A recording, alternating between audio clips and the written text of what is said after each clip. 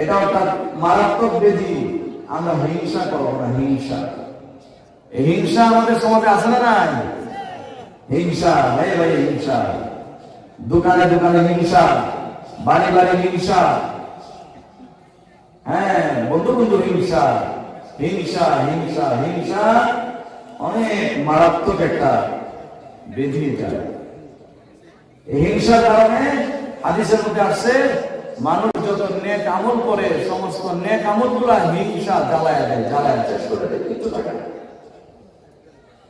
হিংসা জ্বালায় দেয়। ইন্নাল হাসাদা ইয়াকুলুল হাসানাত কামা তাকুলুন নারুল হাতাব।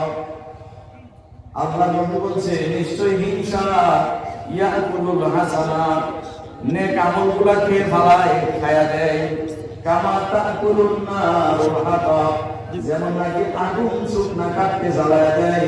হিংসা যদি কারো মধ্যে থাকে তার আমল এভাবে জ্বালায়া দেয়,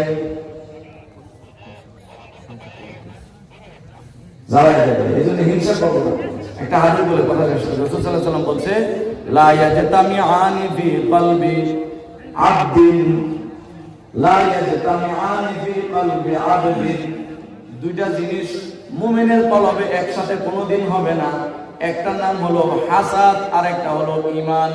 আল হাসাদ ওয়াল ঈমান লা ইয়াজতামিআন। হিংসা এবং ঈমান দুইটা একসাথে থাকে না। যদি আপনার মনে হিংসা থাকে ঈমান থাকবে না, যদি আপনার মনে ঈমান থাকে হিংসা থাকতে পারবে না। হিংসা হিংসা, হ্যাঁ কেন বড় লোক, হ্যাঁ কেন ধনী হয়, তার মেয়ে কেন ভালো জায়গায় বিয়ে দিল, তার ছেলে কোনো বিদেশ গিয়ে এত টাকা বানিয়ে দিল। এই হিংসাই আমাদের কিছু মানুষ আমাদের সমাজে জ্বলে পুড়ে শেষ হয়ে যাচ্ছে। হিংসা কোনো কারণ নাই, শুধু হিংসা হিংসা। মন পরিষ্কার না, মনে কালি কালি, মনে কালি। ভাই হিংসা মনে রেখে আল হাসাদ আউয়াল তুদিল্লা ফাতিদা এস্তন্দ্রা বাদা জামুন সুমান। শেখ সাদি রহমাতুল্লাহ আলাইহি বলে আল হাসাদ আউয়াল তুদিল্লা ফাতিদা এস্তন্দ্রা বাদা জামুন সুমান। হিংসা থেকে তুমি তোমার দিলকে পবিত্র করো, এরপরে তুমি নিজেকে মুমিন বলে দাবি করো। কারোর সাথে হিংসা নাই। আমার দিলকে এমন বানাবো যে সবার আমি ভালো চাই, সবাই ভালো হোক, সবাই ধনী হোক, সবাই শিক্ষিত হোক, সবাইকে আল্লাহ তাআলা দেখ, সবাই বড় লোক হোক, সবাই ধনী হোক।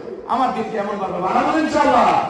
হিংসা আমাদের দিলের মধ্যে আমরা রাখবো না, অহংকার করবো না, হিংসা করবো না, মিথ্যা কথা বলবো না, অযথায় বিনা কারণে কারোর সাথে রাগারাগি করবো না। আল্লাহ রাব্বুল আলামিন আমি যে কথাগুলো বলেছি সর্বপ্রথম যেন আমি বলছি তবে আমাকে